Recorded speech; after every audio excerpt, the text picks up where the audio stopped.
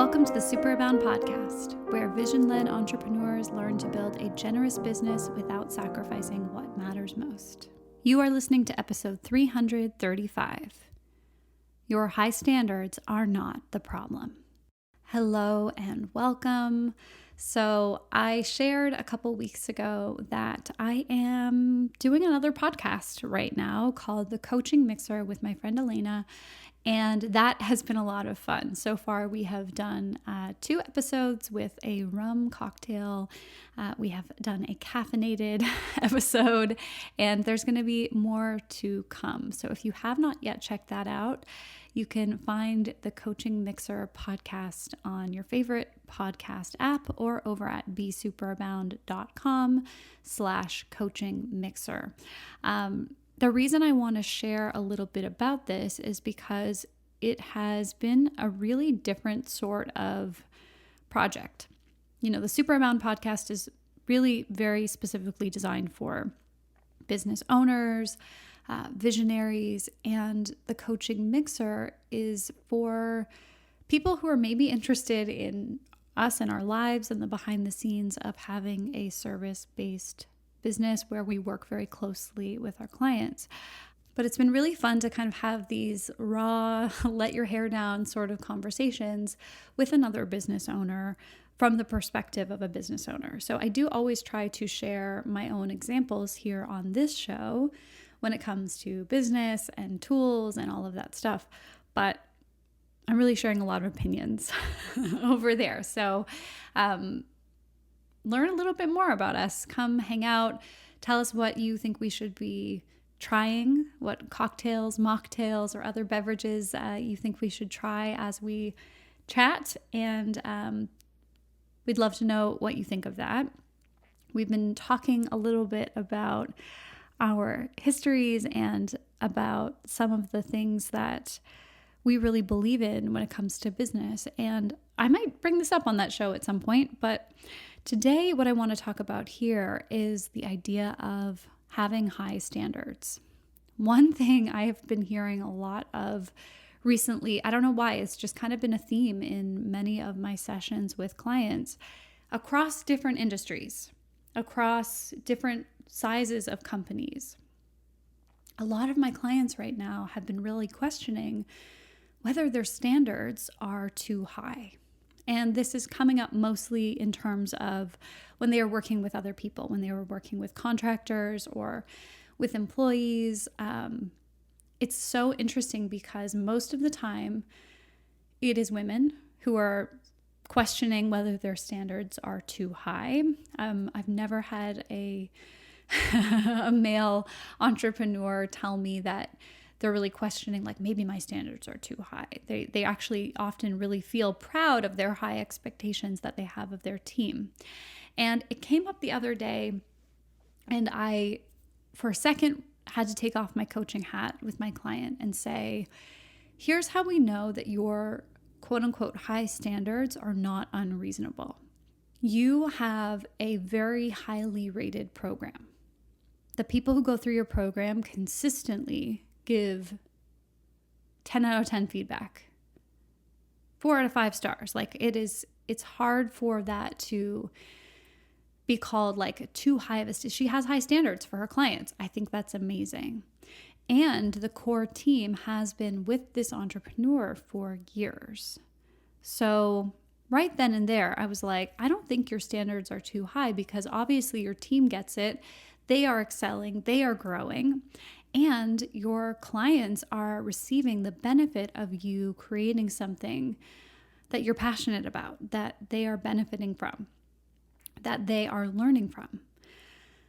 Where the standards kind of came up was with contract people. And I have another client who has had some issues with contract workers, hiring people. So I just thought it would be helpful maybe to discuss this a little bit because it has been such a theme for a number of my clients. And maybe it's something that's crossed your mind. Maybe at some point you've heard feedback that your standards are too high, that you're expecting too much. Here's what I want to offer as a service-based business owner.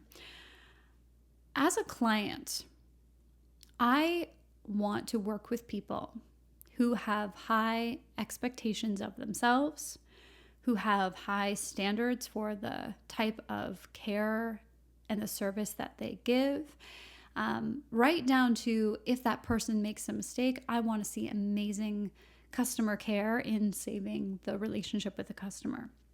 If that person is a service-based business owner, I want to see them constantly improving, expanding, learning more about their craft or their skill. Nobody wants to work with someone who is stagnant. Nobody wants a coach who hasn't done a program or hasn't read a book or hasn't been doing some kind of professional development for 5 years. No one wants to work with someone as a business coach or consultant who is not up on the latest advances in business methodology and knows what's working. I wouldn't hire someone who was going to talk about, I don't know, I'm trying to think of like what would even be a silly thing right now. Like if someone was like, I have a great strategy for you. Here's how you get new clients. You print out flyers and then you go to the mall and you put flyers on people's cars. That is such an outdated way of advertising. I know there's people who still do it and maybe it works for certain industries, but like that would not be great business consulting or great business advice for someone like me in my industry. So that's kind of a silly example, but that is what I'm talking about. We want people who have high expectations of themselves and high standards. But what is so interesting is on the inside of those businesses, often the leader is getting a lot of pushback from the team. They're getting a lot of pushback from their contractors. They are being told that they have wild expectations. And I actually remember being in a program a few years ago where I think this was kind of terrible business coaching. I don't think it was even coaching. It was someone just telling us what they thought and calling it coaching.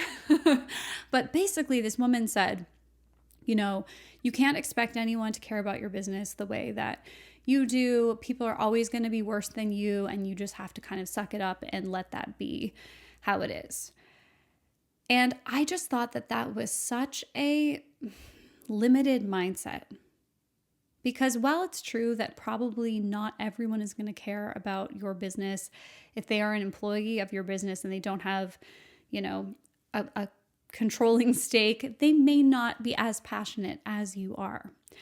But I would never want someone as my frontline customer support person who acted like they didn't care. I would never want that to be okay.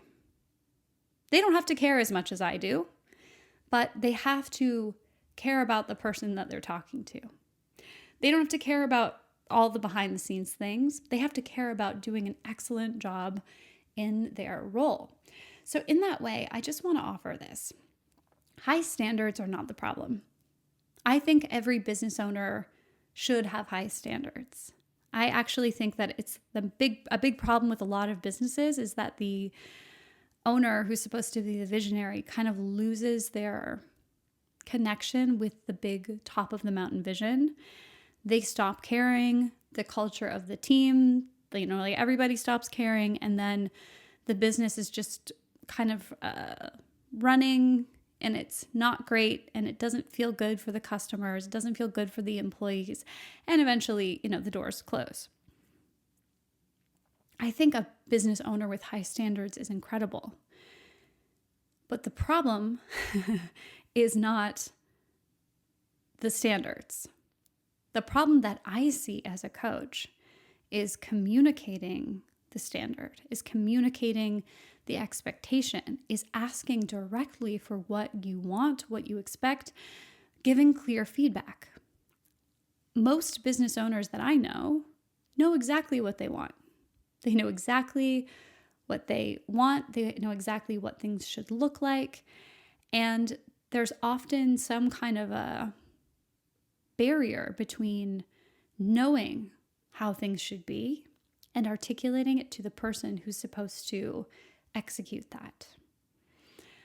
Much of the more strategic work that I do with people is really teaching them how to communicate and ask for what they want. Because often the very same people who are told, your standards are too high, your expectations, they're too much.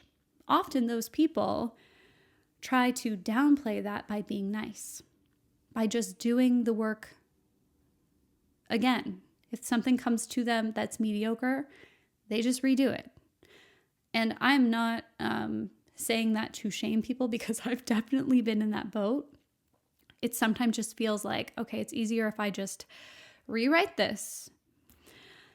And I know we are going to talk about AI on the Coaching Mixer. So if you love it or if you hate it, that is going to be a really interesting conversation that I hope you'll tune into. But I will say that working with AI actually can help you communicate in a more clear and direct way, because it's not a person with feelings you can hurt. And if you don't ask for what you want in a clear, concise way, you are going to get some garbage. You might get a little garbage anyway. None of the systems are totally perfect yet, but it does teach you how to refine and be very, very clear. So high standards are not the problem. It's often that we as business owners think that we are articulating what we want, what we're asking for, what our expectation is. We think we're being very clear about that, and that's often where we're wrong. So systems help with that. When you are working with someone, or when you're considering working with someone, I don't say this to be cynical, but I think there are a lot of people out there who are selling themselves, and they're really good at sales. And they are saying, yes, I can do this for you. Yes, I am incredible at this. Yes, I can totally line up with your systems and your processes, and I can, be a collaborative partner with you. But until we see how that person works, we cannot ever just trust that they're going to do what they say they're going to do.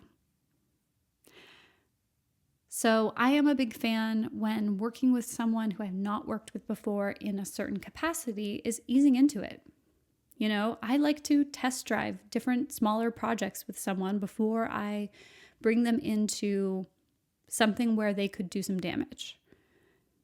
I would not ever hire someone at this point in my career. I've done it before, but I wouldn't do it now. I would never hire someone to be a customer-facing person without seeing what they are doing, without feeling like I was being taken care of when I'm in their presence. I think something that I heard this a long time ago from a coach, and I really, really liked it. This is something I've adopted. The people who work with you, you are actually their customer. If you're paying someone to do something for you, you are their customer. And I know a lot of people will say, but if you employ someone, then you're their employer. But if you employ someone to do a job, you are the client that they have to wow. They are being given money in exchange for, and hopefully other beautiful perks if you have a company that does that. That is an energy exchange where their work should elevate the company, should support you to do your visionary work, should make your customers and your clients feel that much more supported. And if you have a dynamic with someone where that is not happening, and they are telling you, hey, your standards are too high, your expectations are too high, I think you might want to just look at what have you actually communicated. Have you communicated what you want and what you expect? And is that person able to do it, or is it just not a good fit? I love to think of myself as the client of everyone who I pay. And if I'm not a happy client, I try to address that, or I don't renew the contract. So this is just a short one. This is something to think about. I hope that you will consider that maybe your standards are not the problem. Maybe it is a communication issue. Maybe it is that someone said they can do something that they actually have yet to do. Maybe they weren't totally honest, or maybe they had high expectations of themselves that they have not grown into. But I think as business owners, it is kind of our job to protect a high standard, because the second you don't, that is when things start to fall apart. I've watched it happen. I know there's a lot of quote unquote advice and coaching out there that will tell you otherwise, but I tend to think that your standards exist for a reason, and that reason is usually very focused on the long-term success of your business. So I would not make that the first thing to throw out the window. I'd love to know what you think. I'd love to know, if you have ever been told that your standards are too high, when maybe it was just a communication problem, or maybe just you didn't have the right person in the right job. Let me know what you think. You can head over to Instagram and find me there at BeSuperabound, or head to our website at besuperabound.com/podcast. That will have all the information for how to get in touch and for how to join the Superabound Collective, which is packed with free resources from my best-selling book that I co-wrote with Steve. Thanks again, and take care.